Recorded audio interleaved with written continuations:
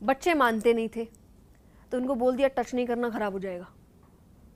जैसे झूठ मत बोलो, नाक लंबी हो जाएगी। नाक लंबी होती है क्या? नमस्कार, मैं हूं सौरभ और आप देख रहे हैं जनाक्रोश न्यूज। जया किशोरी आजकल चर्चा में हैं और उनका चर्चा में रहने का कारण है उनका लल्लन टॉप को दिया गया इंटरव्यू, जिसमें उन्होंने ऐसी कुछ बातें बोली हैं जो कि एक आध्यात्मिक व्यक्ति तो नहीं बोल सकता। पहले मैं भी इस पर वीडियो को इस तरह से नहीं शुरू करने वाला था।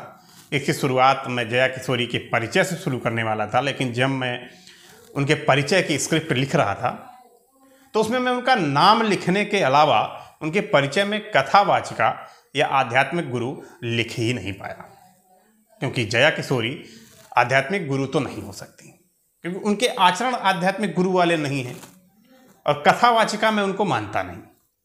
मैं ही क्या, वो खुद को ही कथावाचक नहीं मानती और ना ही उन्होंने व्यासपीठ की मर्यादा का जरा भी सम्मान किया है।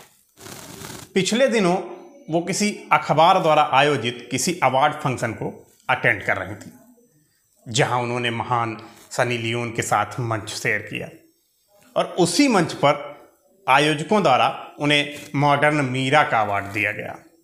लेकिन शायद आयोजकों ने उन्हें यह नहीं बताया कि अवार्ड उन्हें उनकी आध्यात्मिकता के लिए नहीं बल्कि उनके ग्लैमर के लिए दिया गया है। अब आते हैं असली बात पर। लल्लन टॉप के शो में उनसे एक प्रश्न पूछा गया रजोधर्म को लेकर, जिसके जवाब में उन्होंने जो बेतुकी बातें बोली, उनको सुनने के बाद उन्हें कथावाचिका तो छोड़ो, एक सामान्य सनातनी महिला मानना भी मुश्किल है। उन्होंने कहा कि जिन्होंने रजोधर्म में महिलाओं के लिए नियम बनाए वो तो ठीक थे, लेकिन बीच के लोगों ने गड़बड़ कर दिया। तो महोदया, ये सब लच्छेदार बातें बोलकर लोगों को खुश तो कर सकती हैं, लेकिन ये भी तो बताना चाहिए था कि वो बीच के लोग कौन थे या कौन हैं। क्या आप शास्त्र को बीच का मानती हैं या आप शास्त्र को ही नहीं मानती हैं? यदि आप स्वयं को धार्मिक आध्यात्मिक व्यक्ति मानती हैं तो फिर धर्म ग्रंथों में लिखे नियमों को गलत कैसे बता सकती हैं? हाँ, उन नियमों को आपको नहीं मानना है, मत मानिए, लेकिन उनको नकार कैसे सकती हैं? जो गलती आप कर रही हैं उस गलती को स्वीकार आप करेंगे भी तो कैसे? ये तो ठीक वैसे ही है जैसे शराब पीने वाला कोई व्यक्ति शराब को कभी औषधि बताकर उसके गुण बताएगा, तो कभी उसे रत्न बताकर उसका महिमा मंडन करेगा। पता उसे भी है कि शराब गलत चीज है, लेकिन वो उसका सेवन कर रहा है तो उसको वो गुणवान चीज बताएगा ही। जया जी, आपने कहा पुरुष इसी रक्त से ही तो बना हुआ है। हाँ बिल्कुल, इसी रक्त से ही बना हुआ है। मलमूत्र भी तो खाना और पानी है, तो क्या उसको भी खाया पिया जा सकता है? उल्टी आपका ही भोजन ही तो है। बहुत राजशाही व्यंजन की भी उल्टी होगी, तब भी उसको कोई यह कहकर नहीं खा सकता कि यह भोजन ही तो है जिससे हमें ऊर्जा और शक्ति मिलती है। कोई भी ऐसा नहीं करता। क्यों? क्योंकि प्रारूप बदल गया।